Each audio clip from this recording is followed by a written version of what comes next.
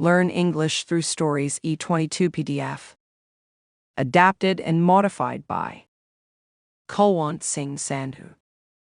Contents: 1. The Bell of Ashri. 2. The Magic Bicycle.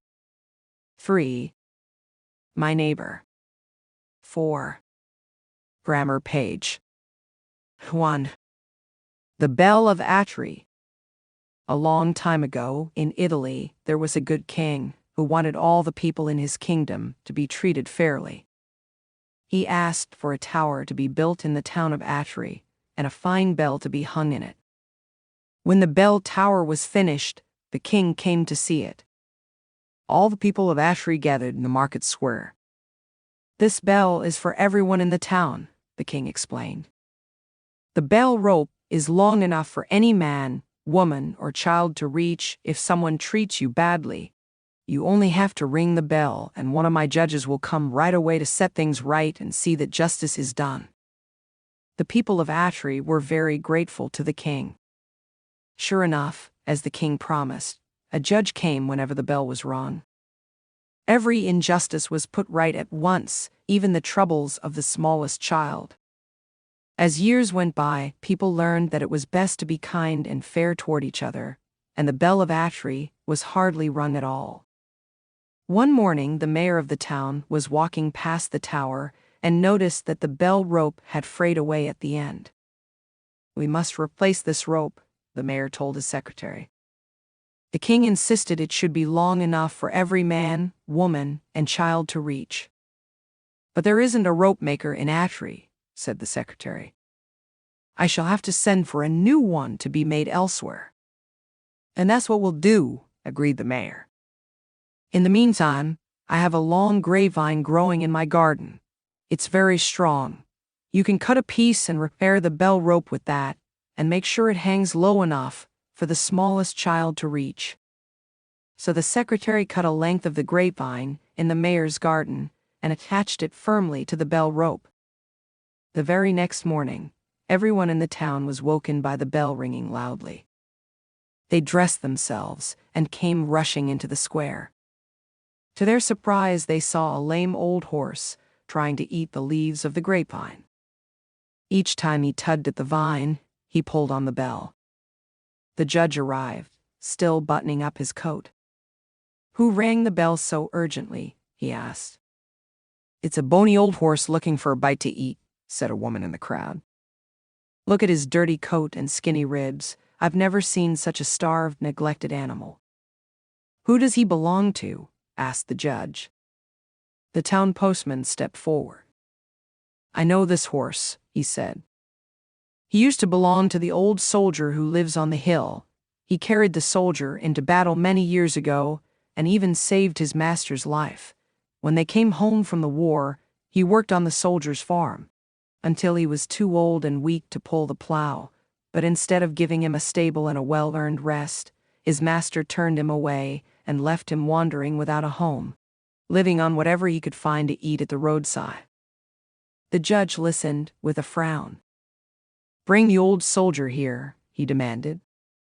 The old soldier was brought to the market square. He was very puzzled to see the whole town gathered around a half-starved, miserable-looking horse, munching on a grapevine.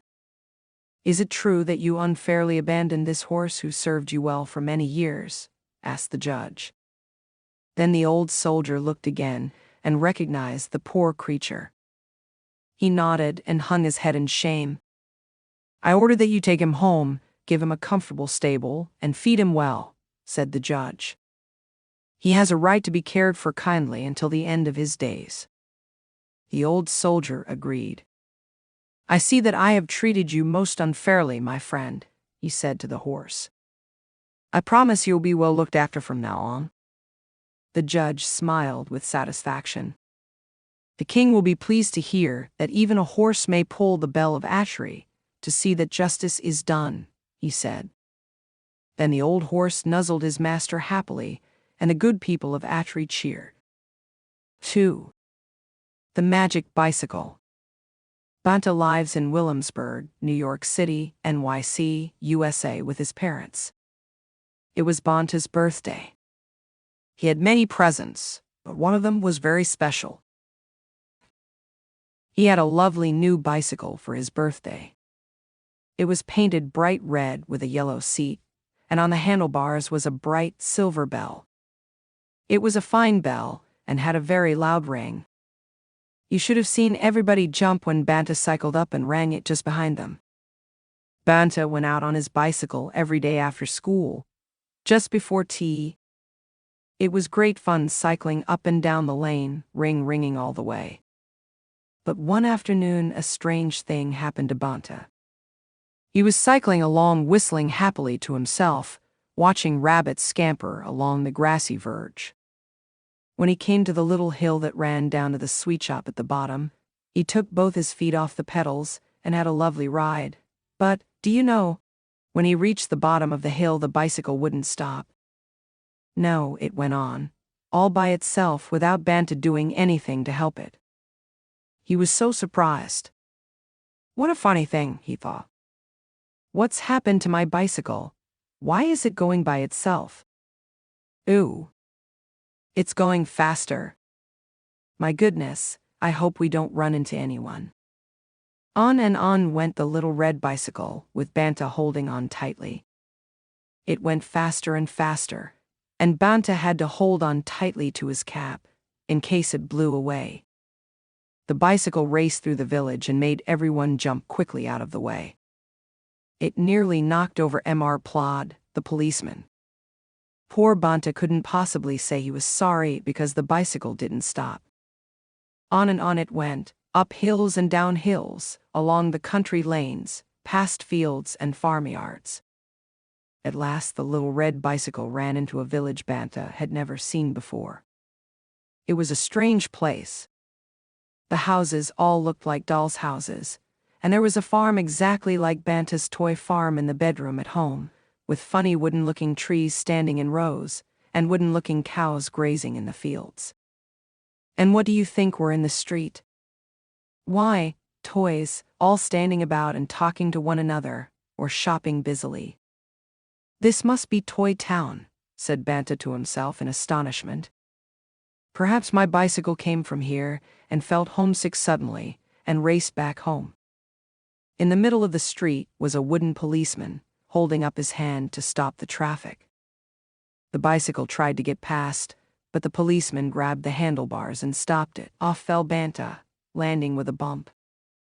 "Why didn't you stop?" cried the policeman crossly. "Didn't you see my hand put out?" "Yes, but my bicycle wouldn't stop," said Banta. "It won't do what I tell it to." "I don't believe a word of it," said the policeman, getting out his notebook. "Show me your bicycle license, please." "I haven't got one," said Banta in surprise. "You don't need to have a bicycle license where I come from. You only have licenses for motor cars and television sets." "In Toy Town you have to have a license for bicycles too," said the policeman sharply. "You must come to the police station with me and pay a fine." "But I haven't any money," said Banta, quite frightened. "Never mind," said the policeman. "You can pay your fine in chocolate money instead."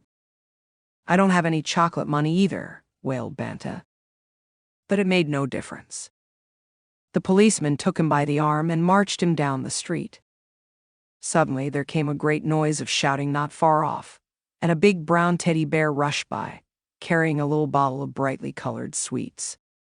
"Stop thief, cried a little wooden shopkeeper dressed in a stripy apron. And all the toys standing around in the street began to chase the teddy bear, but he jumped into a toy motor car and whizzed off at top speed. 2 more toy policemen rushed up. "Who has another motor car that we can use to chase him?" they cried. But nobody had. Then Banta had an idea. "I'll go after him on my bicycle," he said. "Jump up behind me, policeman, and I'll scoot after that naughty Teddy." In a second he was back on his bicycle, and behind him crowded the 3 wooden policemen and another teddy bear who wanted to join in the fun. Banta pedaled as fast as he could, and soon he could see the teddy bear up ahead of him in the toy motor car. The teddy looked behind him and saw that he was being chased. He went faster still, but Banta pedaled as hard as he could, and soon he had nearly caught up. Suddenly the clockwork motorcar the Teddy was driving began to run down. It went slower and slower until finally it stopped. The Teddy got out to wind it up again, but before he had given it more than one wind, Banta had pedaled alongside. The policeman jumped off and grabbed the naughty Teddy. They made him give up the bottle of sweets and said he must clean the whole sweet shop from top to bottom to show that he was sorry. "Well," said the wooden policeman who had stopped Banta when he first arrived in the little village, "that was a very good idea of yours to let us chase that Teddy on your bicycle." "That's quite all right," said Banta. "I was glad to help." "Thanks very much anyway," said the policeman. "I won't say any more about you not having a bicycle license. You can go home now. But please be sure to have a license if you come to Toy Town again." "Thank you," said Banta, sitting down on the grassy roadside. He was very hot and tired after his long cycle ride. "It's been a great adventure, but I do wish I didn't have to cycle all the way home again. This bicycle of mine won't seem to go by itself anymore, and I shall have to pedal it up all of those hills." "Dear me, I didn't think about your being tired," said the policeman, very much upset. "Look here, get into this car with me, the one that Teddy used.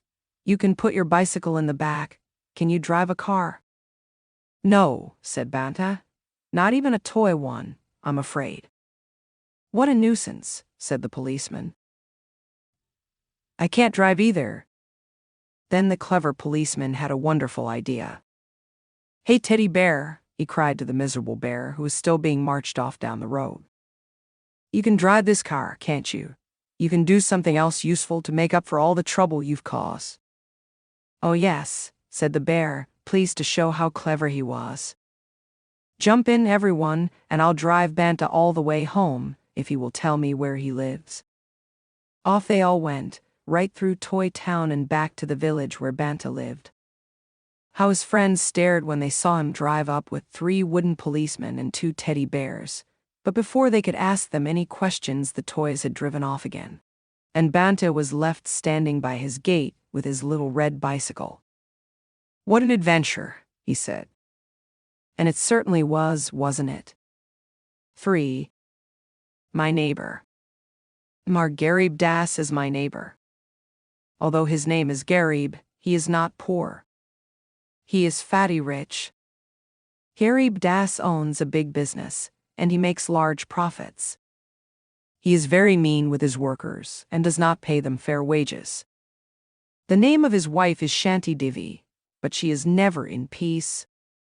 She is always looking for a fight. Shanti Devi is so fat, almost like a cow elephant. Once she was stuck in the mud, we had to bring a crane to pull her out. Garib Das owns a spacious bungalow and a car. His house is well furnished. It is equipped with all the comforts of life. I am, however, sad to see that he does not have very good relations with his neighbors. Once he called police against one of his neighbors. It happened just because he thought that his neighbor's children had broken his window glass. The children had, of course, denied it. He has a servant. This poor boy is not given enough food to eat, and I have seen him beating him once or twice. He never donates any money for any cause. I wonder why he behaves in such an ignoble manner. May God grant him wisdom. 4. Grammar page.